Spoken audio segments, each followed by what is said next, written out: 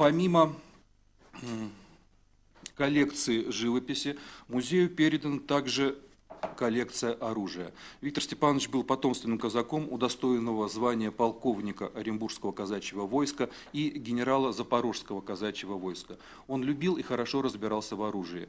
В музей передана, как я уже сказал, коллекция и холодного, и огнестрельного оружия, которое приобреталось Виктором Степановичем достаточно тщательно и продуманно.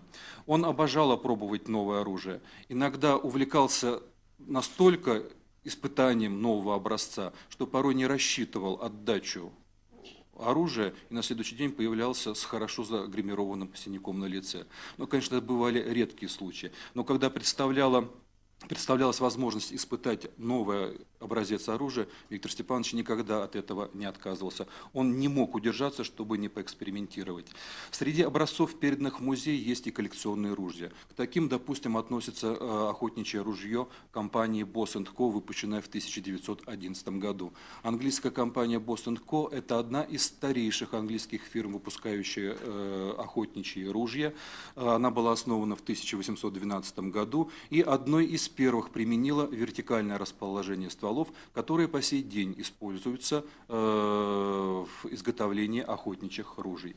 В коллекции, которая передана в музей, есть также и уникальный трехствольный пистолет ТП-82, в котором есть два гладких ствола 32-го калибра и один нарезной ствол калибра 5,45. Это специальный пистолет, выпускаемый для космонавтов и пилотов на тот случай, если не приземляться в отдаленном районе в безлюдной местности. Выпуск этого оружия очень ограничен из-за узкоспециального назначения. Одной из жемчужин оружейной коллекции, переданной в музей, является охотничий самозарядный карабин МЦ-127 с оптическим прицелом. Это ружье было подарено Виктору Степановичу на 60-летие президентом Российской Федерации Борисом Николаевичем Ельциным с дарственной надписью на прикладе. Действительно, увлечением Виктора Степановича была охота. Он был настоящим крепким русским мужиком. И его увлечения были чисто мужскими, казацкими. Оружие и автомобили.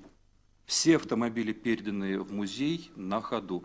Среди них и культовые машины нашего времени, и штучные экземпляры, представляющие огромную редкость. Началась коллекция с отцовской полуторки, знаменитой ГАЗ-АГА. Надо сказать о том, что машина была выкуплена Виктором Степановичем Черномырдиным в одном из оренбургских колхозов в очень плачевном состоянии. Она была затем полностью отреставрирована и стала действительно гордостью Виктора Степановича. На этой машине работал его отец Степан Маркович. И в свое время, когда только ноги маленького Витюши стали доставать до педалей, стал разрешать ему заезжать на этой машине во двор дома, на зависть всем деревенским пацанам. После того, как машине была подарена вторая жизнь, Виктор Степанович любил проехаться по округе на этой машине. И надо себе представить все смятение чувств инспектора ГИБДД, который однажды решил остановить маленький грузовичок на одной из подмосковных трасс, когда он в водителе узнал экс-председателя правительства Российской Федерации. После того, как Виктор Степанович передал ему права, и на вопрос, почему его остановили, единственное, что смог выговорить инспектор: я просто хотел рассмотреть машину поближе. В коллекции особый интерес, конечно же, вызывают машины представительского класса. И прежде всего интересны тем, что они, как правило, выпускались очень малыми сериями. К таким машинам относится, допустим, автомобиль ЗИС-110, первый советский послевоенный автомобиль. Самый быстроходный на тот момент автомобиль советского автопрома. Причем, если говорить честно, в коллекции два автомобиля ЗИС-110. Один в кузове лимузин, то есть который использовался в качестве правительственной автомашины.